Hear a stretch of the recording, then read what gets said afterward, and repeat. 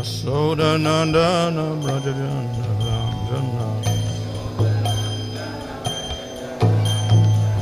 Yamunatira Vanachari Jamuna Jaya Radha Madhava Kunja Bihari Jaya Radha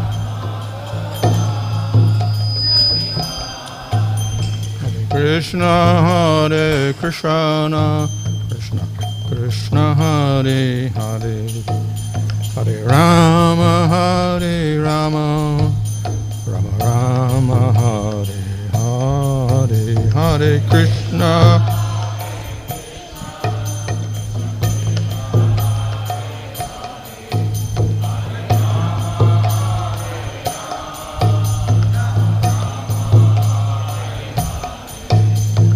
Prabhupada, Prabhupada, Prabhupada, Jaya Prabhupada, Jaya Prabhupada.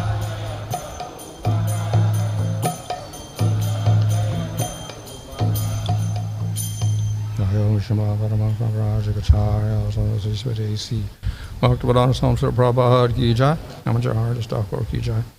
Ram Sangho Sri Krishna Chaitanya Prabhu Nityananda Sri Advaita Gadadhar Shosdi Gaur Bhakta-vrinda Ki Jai, Shri Sri Radha Krishna Gopa Govida Shama Kunda Radha Kunda Giri Govardhan Ki Jai, Shri Vrindavan Dham Ki Jai, Navadvip Dham Ki Jai, Gaung Shumana Tulsi Bhakti Devi Ki Jai, Ananda Koti Vaishnava Vrinda Ki Jai, Samavetta Bhakta-vrinda Ki Jai, Go Premanandi, all glories to some of the bodies, all glories to some of the bodies, all glories to some of the bodies, all glories to Shri Guru and Shri Guru, all glories to Shri Prabho. Om Namo Bhagavate Vasudevaya. Om Namo Bhagavate Vasudevaya. Om Namo Bhagavate Vasudevaya. Nama Om Vishnu Padaya Krishna Prastaya Bhutale Śrīmate Bhaktivedanta Swami Niti Namane Namaste Saraswata Deve Gauravani Prachadane Nirvishesha Shunyavadi Pastatadesha Tadane Sri Krishna Chaitanya Prabhu Nityananda Sri Advaita Gadadhar Sri Vasandi Gaur Bhakta Vrinda Hare Krishna Krishna Krishna Hare Hare Hare Rama Rama Rama Hare Hare. Reading from our Srimad Bhagavatam, Canto 11, Chapter 23, Verse 1. Śrī Uddhava uvāca kati tattvāni viśveśa saṅkhyātāny ṛṣibhiḥ prabho navaikādaśa pañca-viṁśatiṁ āttha tvam iha śuśruma.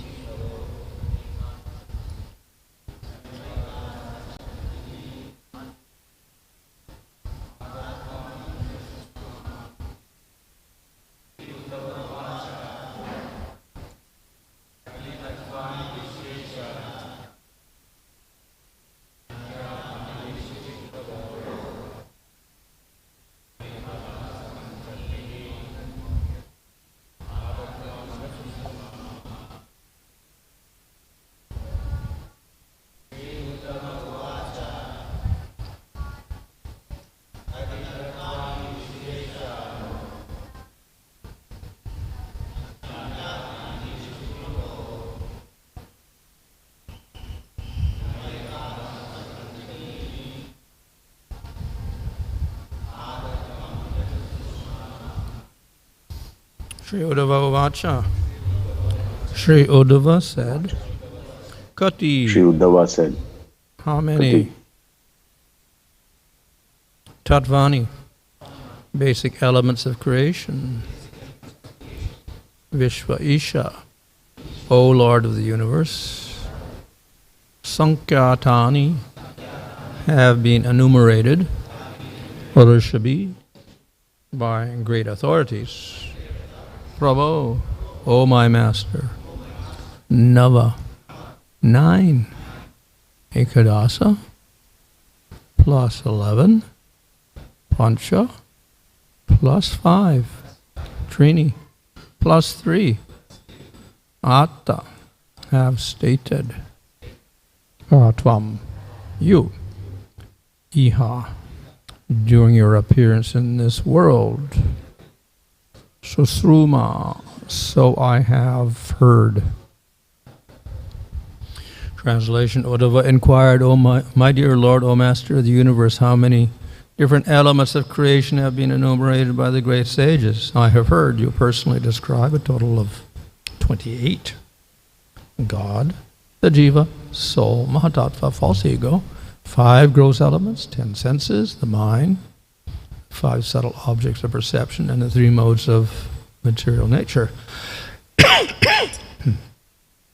But some authorities say there are 26 elements, while others cite 25, or else 7, 9, 6, 4, or 11.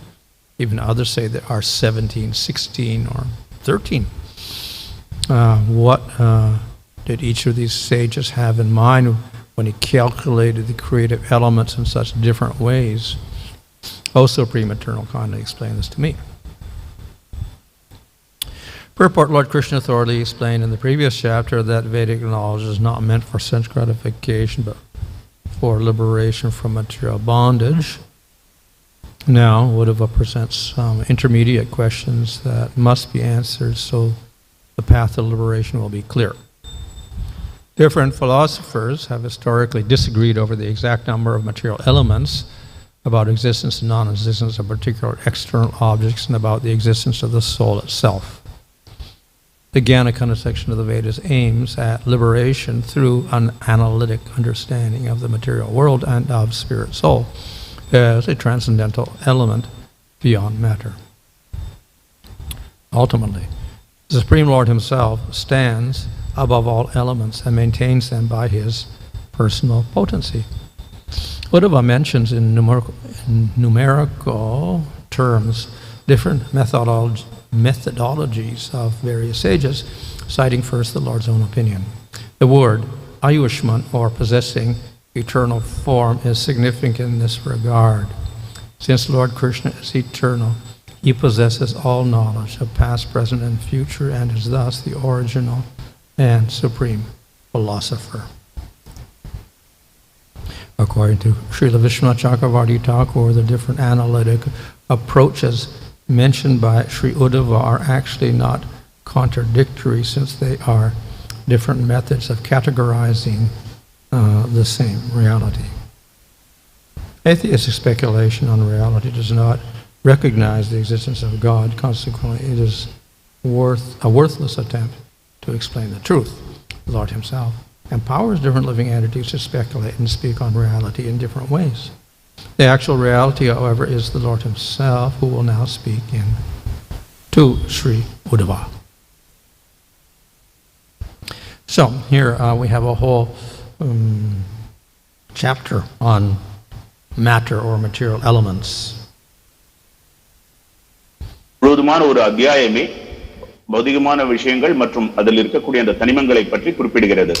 As explained in the purport, the whole goal is not matter at all, but Atma and Supreme Lord.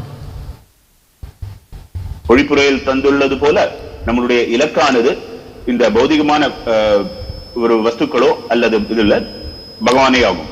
But the scriptures do speak of matter also. ஆனால் கிரந்தங்கள் பௌதிக விஷயங்களை பற்றியும் விவாதிக்கின்றன. One reason it speaks of matter is because this is what we're immediately aware of with our senses. எதற்காக இந்த கிரந்தங்கள் இதை பற்றி விவாதிக்கின்றன என்றால் இதுவே நம் புலன்களால் புரிந்து கொள்ளக்கூடியவை. So most people are born and they grow up and they use their senses and they are daily contacting material objects. பொதுவாக மக்கள் பிறந்து வளரும்போது தினமும் இத்தகைய பௌதிகமான வஸ்துக்களுடன் தொடர்பில் இருக்கின்றனர். And then they conclude this is real. இதன் மூலமாக அவர்கள் இதுவே உண்மையானது என்று ஒரு முடிவுக்கு வருகின்றனர். So people are, we can say, fixed in this concept that world is real. Other things we don't know about are maybe unreal. இதன் காரணமாக மக்கள் பொதுவாக இந்த உலகமே நித்தியமானது, உண்மையானது, மற்றவை அனைத்தும் நாம் அறியாத மற்றவை அனைத்தும் இல்லாதவை, உண்மையற்றவை என்று கருதுகின்றனர். So if one simply starts speaking about Jiva and Supreme Lord and ignores this material world completely, people will get a little confused. ஆகையால் பொதுவாக மக்கள் நாம் பகவான் மற்றும் ஜீவாத்மாவை பற்றி மட்டுமே விவாதிக்கும் பொழுது மக்கள் குழப்பம் அடைகின்றனர். So therefore the scriptures explain, yes, material world is also real, but then we have other real things that you cannot see. That is the Jiva or the souls and the Supreme Lord. இதனாலேயே கிரந்தங்கள் மக்களின் புரிதலுக்காக பௌதிக உலகம் ஒன்று இருக்கின்றது, அது உண்மையானது, இதற்கு மேலாக பகவான் ஜீவாத்மா போன்ற விஷயங்களும் இருக்கின்றன என்று விளக்குகின்றன. So simply because we cannot see the soul or Supreme Lord with our material eyes, that does not mean they don't exist. நம்முடைய புலன்களை கொண்டு பகவானையோ அல்லது ஜீவாத்மாவையோ காண இயலாது என்ற காரணத்தால் அவை இல்லை என்று நாம் கூற இயலாது. So then the question comes, well then how can we know these things? பிறகு ஒரு கேள்வி எழுகிறது, இவர்களை எவ்வாறு நாம் அறிய இயலும்? So one conclusion is, since we can't see it, we don't know. We cannot say whether it exists or doesn't exist. ஒரு முடிவு என்னவென்றால் நாம் பார்க்கவில்லை, ஆகையால் அவர் இருக்கின்றாரோ இல்லையோ என்று ஒரு முடிவுக்கு வர இயலாது. Another is to say it doesn't exist. இன்னொரு முடிவு என்னவென்றால் இல்லை என்று கூறுகின்றனர். So this is what we call an atheist. இதுவே நாத்திகம் என்று கூறுகிறோம். And the other is to say, yes, they do exist, and how do we know? Because Scripture tells us. அடுத்த மற்றொரு விவாதம் என்னவென்றால் அவர் இருக்கின்றனர், எவ்வாறு இருக்கின்றனர் என்று கூறுகிறோம், சாஸ்திரங்கள் நமக்கு அதை பற்றி கூறுகின்றன. So these persons are called the theists. இவர்களே ஆஸ்திகர்கள் என்று கருதப்படுகின்றனர். Or in Scripture it's called the astikas. They accept the conclusion of Scriptures. சாஸ்திரங்களில் ஆஸ்திகர்கள், அவர்கள் சாஸ்திரங்களின் முடிவுகளை ஏற்றுக்கொள்கின்றனர் என்று கூறப்படுகிறது. And those who don't accept the Scriptures, the Vedic Scriptures, even if they accept other Scriptures, then we call them nastikas. மற்ற சாஸ்திரங்களை ஒற்றுக்கொண்டாலும் வேத சாஸ்திரங்களை ஒற்றுக்கொள்ளவில்லை என்றால் அவர்களை நாஸ்திகர்கள் என்று கூறுகிறோம். So a lot of the knowledge of India is based on Scriptures. இந்திய பாரத தேசத்தின் அனைத்து ஞானமும் பொதுவாக வேத சாஸ்திரங்களின் அடிப்படையில் உள்ளது. And thus we see that the Vedas are very famous in India. ஆகையால் தான் வேதங்கள் மிகவும் பிரசித்தியானவை என்று நாம் கூறுகிறோம். Certainly there are historical records and other things and other texts, but the Vedas are the most famous. சரித்திர ரீதியாக பலவிதமான சுவடிகள், ஏடுகள் இருந்தாலும் குறிப்புகள் இருந்தாலும் வேதங்களே முற்றிலும் முதன்மையானதாக கருதப்படுகின்றன.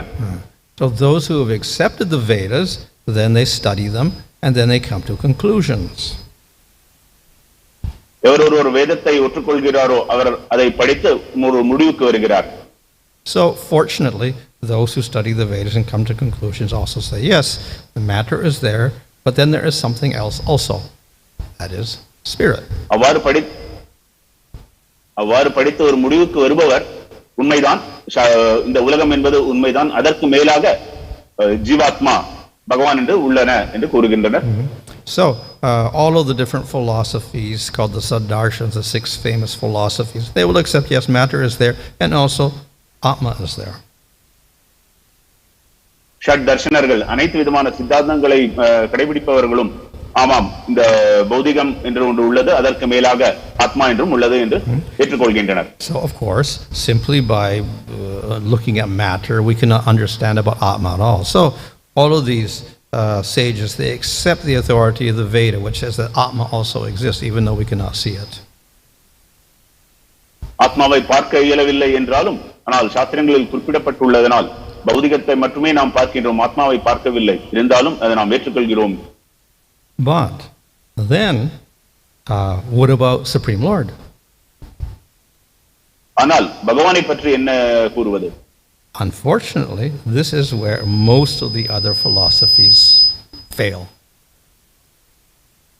துரதிர்ஷ்டவசமாக இந்த நிலையில்தான் வெவ்வேறு அந்த சித்தாந்தங்கள் தோல்வி அடைகின்றன. So Sankhya does not accept the Supreme Lord, Jiva and matter, that's it. சாங்கிய தத்துவம் பகவானை ஏற்றுக்கொள்வதில்லை. ஜீவன் மற்றும் இந்த பௌதிகம் இதை மட்டுமே அதை ஏற்றுக்கொள்கிறது.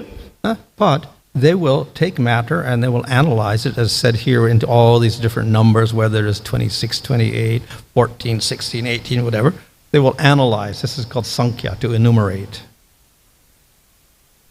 ஆனால் அந்த சாங்கிய தத்துவத்தில் இந்த பௌதிகத்தை எடுத்துக்கொண்டு அதனுடைய எண்ணிக்கைகளை கூர்ந்து ஆராய்கின்றன. 28, 26, 17, 16 போன்று அது கூர்ந்து ஆராய்கின்றன. So as far as matter is concerned, the Bhagavatam also agrees with that. பௌதிகத்தை பொறுத்தவரை பாகவதமும் இதை ஏற்றுக்கொள்கிறது. And therefore in this chapter we'll have a whole discussion of how many elements are there according to these different philosophies. ஆகையால் இந்த அத்தியாயத்தில் வெவ்வேறு தனிமங்கள் என்ன இருக்கின்றன என்பதை பற்றிய விளக்கங்கள் மற்ற சித்தாந்தங்களை பற்றியும் கூறப்படுகிறது. So apart from that, of course, then the scriptures also say then there is the Atma.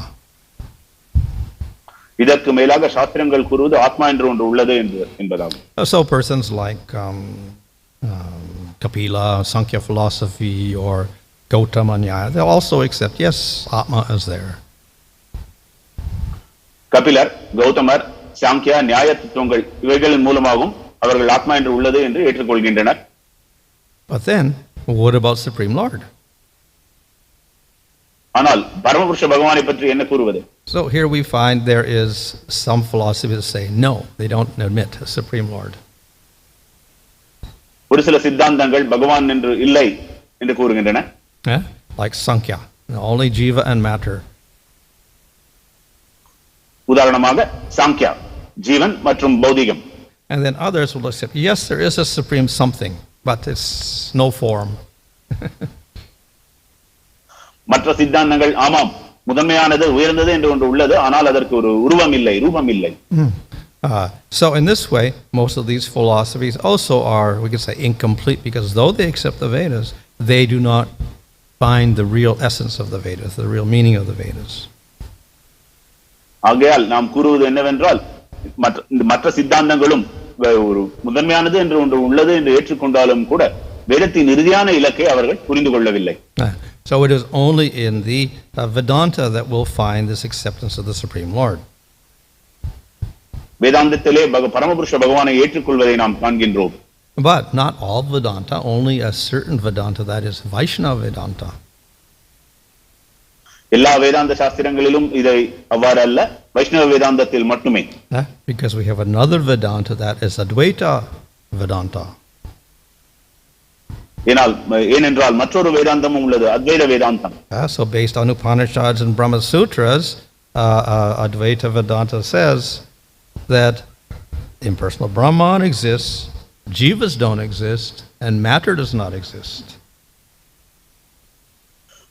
ஏனென்றால் இந்த வேதாந்தங்களின் அடிப்படையில் அத்வைத சித்தாந்தமானது பிரம்மன் என்று உள்ளது, அருவ பிரம்மன் என்று உள்ளது, ஜீவாத்மா இவை இரண்டும் ஒன்றே, அது மட்டுமல்லாமல் இந்த பௌதிகம் என்று இல்லை என்று கூறுகிறது. In other words, they reject all these other philosophies completely and come up with a new concept that all this 26 elements, it's all illusion, doesn't exist. புதிதான ஒரு சித்தாந்தத்துடன் இந்த 26 தனிமங்கள் என்பது ஒன்றும் இல்லை, இவை அனைத்தும் மாயை என்று கூறுகின்றன. But in the Vaishnava Vedanta, we say no, this material world is not illusion, so we also agree with the Sankhya and Nyaya philosophies. ஆனால் நமது வைஷ்ணவ வேதாந்தத்திலோ இந்த பௌதிகமானது மாயை அல்ல, ஆகையால் நாம் இந்த சாங்கியா மற்றும் நியாயத்தை நாம் ஏற்றுக்கொள்கிறோம். And we also say the jivas really exist, unlike the Advaita Vedanta, they say no jiva exists, so we say no, the jivas do exist eternally. அதேபோல அத்வைத சித்தாந்தத்தை போல் அல்லாமல் ஜீவன் உள்ளது என்று நாம் ஏற்றுக்கொள்கிறோம். அத்வைத சித்தாந்தத்தில் அது ஏற்கப்படுவதில்லை. This is also in agreement with all these other philosophies. மற்ற சித்தாந்தங்களோடு இது ஒற்றுப்போவதாகும். Then we also say the Supreme Lord exists. அதற்கு மேலாக பரமபுருஷ பகவானும் இருக்கின்றார் என்று நாம் கூறுகிறோம். And we also say Brahman exists. பிரம்மனும் உள்ளது என்று நாம் ஏற்றுக்கொள்கிறோம். So some of these philosophies like Nyaya philosophy, they'll accept, okay, there is a Supreme Brahman also. நியாய சித்தாந்தமும் அருவ பிரம்மன், முதன்மையான பிரம்மன் என்று உள்ளார் என்று கூறுகின்றது. But none of these philosophies accept that there is a Supreme Lord who has his particular form, qualities and activities. ஆனால் இந்த எந்த சித்தாந்தமும் பரமபுருஷ பகவான் என்று ஒருவர் உள்ளார், அவருக்கான ரூபம், லீலைகள், குணம் என்று இருக்கின்றது என்று ஏற்றுக்கொள்வதில்லை. So this is the conclusion of the Vaishnava Vedanta. இதுவே வைஷ்ணவ வேதாந்தத்தின் இறுதியான முடிவாகும். And it is based upon Upanishads and Brahma Sutras. That's why it's called Vedanta. இது வேதாந்த சூத்திரம் மற்றும் உபனிஷதங்கள் மற்றும் பிரம்ம சூத்திரத்தின் அடிப்படையில் அமைந்துள்ளது. So we can understand from this that though all of these philosophers are accepting the Vedas, they all come to different conclusions. நாம் பார்ப்பது என்னவென்றால் இவை மற்ற சித்தாந்தங்கள் அனைத்தும் வேதத்தை ஒற்றுக்கொண்டாலும் இறுதியான முடிவை வருவதில்லை, சரியாக வருவதில்லை. Certainly they were not unintelligent people, they were sages. நிச்சயமாக அவர்கள் புத்தி கூர்மையற்ற மனிதர்கள் அல்ல, அவர்கள் அனைவரும் உயர்ந்த முனிவர்கள் ஆவர். But we see their conclusions were completely different. ஆனால் அவர்களுடைய முடிவு முற்றிலும் வேறானதாக இருக்கின்றது. So how is that possible? இது எவ்வாறு நிகழ்ந்தது? So as previously mentioned, the sages in manifesting the scriptures, they do not always speak directly. நாம் ஏற்கனவே குறிப்பிட்டுள்ளது போல இந்த சாஸ்திரங்களை நமக்கு வெளிப்படுத்தும் அந்த முனிவர்கள் இதை நேரடியாக நமக்கு கூறுவதில்லை. And therefore different people can take different meaning from the same words. ஆகையால் ஒரே வாக்கியத்திலிருந்து வெவ்வேறு மனிதர்கள் வெவ்வேறு அர்த்தத்தில் அதை எடுத்துக்கொள்ளலாம். And thus we have Shankaracharya coming out with a completely different meaning of Vedanta Sutra from the Vaishnavas. ஆகையால் ஆதிசங்கரரோ வேதாந்த சூத்திரங்களிலிருந்து வைஷ்ணவ வேதாந்தத்திலிருந்து முற்றிலும் மாறுபட்ட ஒரு கருத்தோடு அவர் தன்னுடைய கருத்தை வெளிப்படுத்துகிறார். So in this way the scriptures get different interpretations. இவ்வாறாக சாஸ்திரங்களுக்கு வெவ்வேறு விளக்க உரைகள் தரப்படுகின்றன. So why would the Lord do that? பகவான் எதற்காக இதை செய்ய வேண்டும்? So as we previously mentioned, the Lord gives different alternatives for different types of people. நாம் ஏற்கனவே குறிப்பிட்டுள்ளது போல வெவ்வேறு மனிதர்களுக்கு வெவ்வேறு உபாயங்களை தருகிறார். So for some he gives karma yoga, some jnana yoga and some bhakti yoga. ஒரு சிலருக்கு கர்ம யோகம், ஒரு சிலருக்கு ஞான யோகம், ஒரு சிலருக்கு பக்தி யோகத்தை தருகிறார். And if they don't have faith in bhakti, then they can partake of these other processes and slowly they can advance. பக்தியில் நம்பிக்கை இல்லாதவர்கள் மற்ற இரண்டு வழிமுறைகளை கடைபிடித்து மெல்ல மெல்ல அவர்கள் முன்னேறலாம். But they can only advance if they accept scriptures. ஆனால் அவர்களுடைய முன்னேற்றம் என்பது சாஸ்திரங்களை ஏற்றுக்கொண்டால் மட்டுமே. But because they're not qualified for getting the highest meaning of the scriptures, therefore they take these other secondary meanings. அது மட்டுமல்லாமல் அந்த உயர்ந்த கருத்துக்களை அவர்கள் புரிந்து கொள்வதற்கு தகுதியற்றவர்களாக இருப்பதால் இரண்டாம் நிலை கருத்துக்களை அவர்கள் ஏற்றுக்கொள்கின்றனர். So they are not wrong in one sense, but they do have a problem. ஒரு விதத்தில் பார்த்தால் அது அவர்களுடைய தவறல்ல, ஆனால் அதில் ஒரு பிரச்சனை இருக்கிறது. If one accepts it as the final conclusion, then this is the problem. அதையே இறுதியான ஒரு முடிவாக அவர்கள் ஏற்றுக்கொண்டால் அது ஒரு பிரச்சனை. So if those doing karma yoga say karma yoga is the highest, nothing else, forget about everything else, then this is wrong. உதாரணமாக கர்மயோகமே இறுதியானது, முடிவானது, நாம் அனைவரும் கர்மயோகத்தை ஏற்றுக்கொள்ள வேண்டும் என்று கூறினால் அது தவறானதாகும். And if others say merging in Brahman is the highest and nothing else, then that is also wrong. அதேபோல பிரம்மனுடன் ஐக்கியமாவதே இறுதியான இலக்கு என்று கூறினால் அதுவும் தவறானதாகும். So if these people are not too attached to those processes, then they can benefit from them and advance beyond that. அந்த மார்க்கத்தினோடு அவர்கள் தீவிரமான ஒரு பற்றுதலை கொள்ளாவிடில் அவர்கள் அதற்கு மேலாக முன்னேற இயலும். But when they get too attached, then this becomes also problematic. அந்த மார்க்கத்தினோடு தீவிரமாக பற்றுதல் கொள்ளும் காரணத்தால் அது ஒரு பிரச்சனையாக முடிகிறது. So when the scriptures they start condemning all these different people, it is these people get too attached and they can't advance beyond them. These are the people who get criticized. பொதுவாக இத்தகைய மனிதர்களே குறை கூறப்படுகின்றனர். So therefore we are fortunate to get the proper meaning of the scriptures. நாம் அனைவரும் மிகவும் பாக்கியசாலிகளாகவும், ஏனென்றால் சாஸ்திரங்களின் உண்மையான பொருளை நாம் பெற்றிருக்கின்றோம். And if we accept Śrīmad Bhagavatam and study that, then very easily we can understand what is the highest truth. அதேபோல ஸ்ரீமத் பாகவதத்தை படிக்கும்போது அந்த இறுதியான உண்மை என்ன என்பதை நாம் எளிதாக புரிந்து கொள்ள இயலும். By accepting Bhagavatam over all the other things, then it becomes much easier. மற்ற அனைத்தையும் விட பாகவதத்தை முதன்மையானதாக நாம் ஏற்றுக்கொள்ளும் பொழுது நம்முடைய பாதையானது மிகவும் எளிதானதாக மாறிவிடுகிறது. And that is why Chaitanya Mahaprabhu has emphasized the Śrīmad Bhagavatam as the ultimate scripture. ஆகையால் தான் பகவான் ஸ்ரீ சைத்தன்ய மகாபிரபு ஸ்ரீமத் பாகவதத்தை முதன்மையான ஒரு கிரந்தமாக நமக்கு பரிந்துரைத்திருக்கிறார்.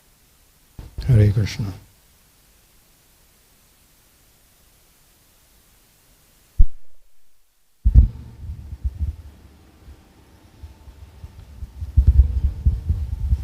Hare Krishna Maharaj. Maharaj, like this Puranas, 18 Puranas are there. So Vedanta also, there are any number of Vedantas, like you were saying of Vaishnava Vedanta. So there are some stipulated number of Puranas, Vedantas, and under some particular Vedanta, the Bhagavata Purana comes, or is there some category or subdivisions like that? Just trying to understand, Maharaj. 18 புராணங்கள் இருப்பது போல வேதாந்தத்திலும் அவ்வாறு வரையறை இருக்கின்றதா, எண்ணிக்கைகள் இருக்கின்றதா? So Vedanta usually means Upanishads and Vedanta Sutra, not Puranas. So of course Upanishads are Shruti, part of the Vedas. But then of course, which Upanishads? So Shankaracharya chose 10 particular ones. Of the Vaishnavacharyas, they accept those 10, but then we add also one like Gopal-tapani Upanishad, and there's other Vaishnava Upanishads also, but generally we'll go from Gopal-tapani Upanishad. So we don't exclusively accept only 10, we accept more than that. So, and the Vedanta Sutras. So, therefore, these are the basis of Vedanta itself. Now, of course, Bhagavatam itself is said to be the summary of also Vedanta Sutras. And therefore, in the Brahma Sutras, Jamadasya Yatahas, there is the second sutra. That's quoted in the first verse of the Bhagavatam to show that it's the conclusion of Vedanta Sutras also. But technically it's not Vedanta as such. But நாம் பார்ப்பது என்னவென்றால் இந்த வேதாந்தம் உபனிஷதங்கள் என்பது ஸ்ருதி என்று கூறப்படுகிறது. மேலும் ஆதிசங்கரர் முதன்மை 10 பிரதானமான 10 உபனிஷதங்களை அவர் எடுத்துக்கொள்கிறார். ஆனால் நம்ம வைஷ்ணவ வேதாந்தத்தில் நாம் அதனோடு கோபால-தபனி உபனிஷதையும் நாம் ஏற்றுக்கொள்கிறோம். 11வது உபனிஷதமாக பிரதானமாக இந்த கோபால-தபனி உபனிஷதிலும் இருந்தும் சரி, மற்ற உபநிஷதங்களையும் நாம் குறிப்பீடுகளை எடுத்துக்கொண்டு அதை விவாதிக்கின்றோம். அதற்கு மேலாக பிரம்மசூத்திரம் என்று கூறப்படும் இதிலிருந்தும் நாம் எடுத்துக்கொள்கிறோம். உதாரணமாக பிரம்மசூத்திரத்தின் ஒரு முதன்மையான சூத்திரமாக காணப்படும் அந்த ஜன்மாத்யசயதः ஸ்ரீமத் பாகவதத்தின் முதல் பதத்தில் அது உள்ளது.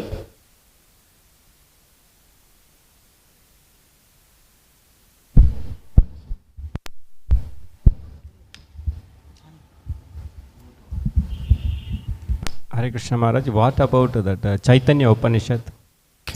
Well, as I said, there's many Upanishads. Some are more famous and some are less famous. So like there's the Kali Santana Upanishad, which is also a minor one also, so not so well known. And Chaitanya Upanishad, that was not there at all, but Bhaktivinoda Thakur discovered it in Bengal, so that's a very new edition. Chaitanya Upanishadai பற்றி என்ன கூறலாம்? ஆமாம், ஒரு சில உபநிஷதங்கள் பிரதானமானவை, ஒரு சில உபநிஷதங்கள் அத்தகைய முக்கியமானதாக கருதப்படவில்லை. உதாரணமாக இந்த சைத்தன்ய உபனிஷத். அது மட்டுமல்லாமல் அந்த சைத்தன்ய உபனிஷத்தை Bhaktivinoda தாக்கூரர் கண்டெடுத்தார். And go for online. Thank you. Hare Krishna Maharaj, Dandat Pranams Maharaj. This is Sureshwar Srinivas. I'll read out the questions. I see only a couple of questions, Maharaj. I'll keep it very short and crisp. Maharaj mentioned about the first verse of Srimad Bhagavatam, Janmadi Yasyata. The next verse, Maharaj, Dharma Projita Kaitavatra, wherein we talk about all other cheating religions are kicked out. But at the same time, Maharaj also mentioned that we accept other philosophies. Maharaj, how do we look at that? அடுத்த கேள்வி என்னவென்றால், ஸ்ரீமத் பகவதத்தின் 2வது பதத்தில் ஏமாற்றும் அனைத்து மதங்களும் பழக்க வழக்கங்களும் ஒதுக்கப்படுகின்றன, உதைத்து தள்ளப்படுகின்றன என்று கூறுகிறோம். அதே சமயத்தில் நாம் மற்ற சித்தாந்தங்களையும் ஏற்றுக்கொள்கின்றோம் என்று நாம் பார்த்தோம். இதை எவ்வாறு புரிந்து கொள்வது? Well, we accept and we don't accept. நாம் சில விஷயங்களில் ஏற்றுக்கொள்கிறோம், சில விஷயங்களில் அதை மறுக்கிறோம். So we accept them because they're part of the Vedas and they are part of a gradual process of development. அது வேதங்களின் ஒரு அங்கமாக இருப்பதனால் அதை நாம் ஏற்றுக்கொள்கிறோம். அது மட்டுமல்லாமல் அது படிப்படியாக வளர்ந்து செல்வதற்கான ஒரு வழியாகவும் கருதப்படுகிறது. But we don't accept them as the ultimate conclusion, the final step. நாம் ஏற்றுக்கொள்ளவில்லை. எதை ஏற்றுக்கொள்ளவில்லை என்றால் இறுதியான ஒரு வழியை அது காட்டுவதில்லை. So this is why they're called cheating. If people claim this is the ultimate thing, then that is cheating. இந்த விதத்தில் பார்த்தால் மக்கள் இதுவே இறுதியான இலக்கு என்று கூறுகின்றனர் அல்லவா, அதை நாம் ஏமாற்றுவது என்று பார்க்கிறோம். Thank you, Maharaj. This one is from Sukriti Madhavi Mataji. Maharaj mentioned that those who do not have faith in Vedic scriptures are called Nastika. Can we conclude that Christians, Muslims and followers of other religions come in the category of Nastikas or atheists? கிறிஸ்தவர்கள், இஸ்லாமியர்கள் வேத முறையை கடைபிடிப்பதில்லை, அவர்களை நாஸ்திகர்கள் என்று கூறலாமா? Well, traditionally that's how they classed, particularly of course in ancient times there were no Christians and Muslims, but there were Buddhists. So they were called the Nastikas, and the Jains were called the Nastikas.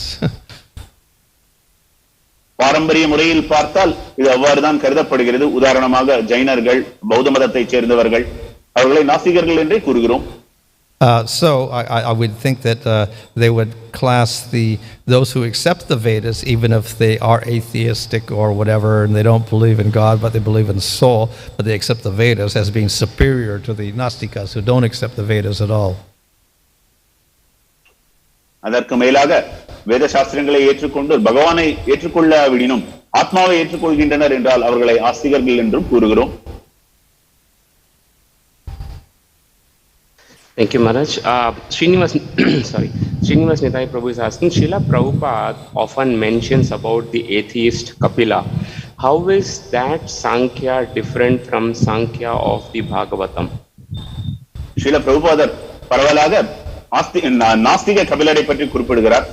அந்த சாங்கியம் பகவதத்தில் குறிப்பிடப்பட்டுள்ள அந்த சாங்கியத்திலிருந்து எவ்வாறு வேறுபட்டுள்ளது?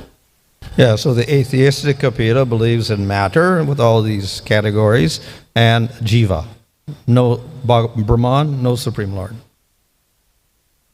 நாத்திக கபிலரானவர் இந்த பௌதிகமான வஸ்துக்கள் அனைத்தையும் ஏற்றுக்கொள்கின்றார், அதோடைய எண்ணிக்கைகளோடு அவர் ஏற்றுக்கொள்கின்றார். ஆனால் பிரம்மனை அவர் ஏற்பதில்லை. But the Kapila in the Bhagavatam, he accepts the matter and all the categories of the other Kapila. He accepts the Jiva, but he also accepts Supreme Lord and Bhakti process. ஆனால் பகவதத்தில் குறிப்பிடப்பட்டுள்ள அந்த கபிலரோ இந்த அந்த பௌதிகமான வஸ்துக்கள், அது மட்டுமல்லாமல் ஜீவாத்மா, பரமபுருஷ பகவான் அனைவரையும் ஏற்றுக்கொள்கிறார். Maharaj, Bhagavatam is often compared to Mohini avatar, Maharaj, which is in one way deceptive to those who actually do not understand the actual purpose, Maharaj. So how do we look at that? Srimad Bhagavatam மோகினி அவதாரத்திற்கு உதாரணமாக குறிப்பிடப்படுகிறது. இதை எவ்வாறு நாம் புரிந்து கொள்வது? Well, the greatest secret should be hidden from unqualified people. So therefore, Bhagavatam is like Mohini and hides the truth about Krishna and Bhakti for those unqualified people. முதன்மையான ரகசியம் என்பது பாதுகாப்பாக வைக்கப்பட வேண்டும். ஆகையால் ஸ்ரீமத் பாகவதமானது பகவான் கிருஷ்ணர் தூய பக்தி போன்றவற்றை இந்த நாஸ்திகர்கள் நம்பிக்கையற்றவர்களிடமிருந்து மறைத்து வைக்கின்றது. Okay, I guess that is it for today, Maharaj. Thank you so much. हरे कृष्ण महाराज. हरे कृष्ण. ग्रंथराज श्रीमद् भागवतम की जय, जगत गुरु श्रील प्रभुपाद की जय, केशवरनस भानुस्वामी महाराज की जय, गौ प्रेमानंद. हरि हरि बोल. हरि हरि बोल. Recording stopped.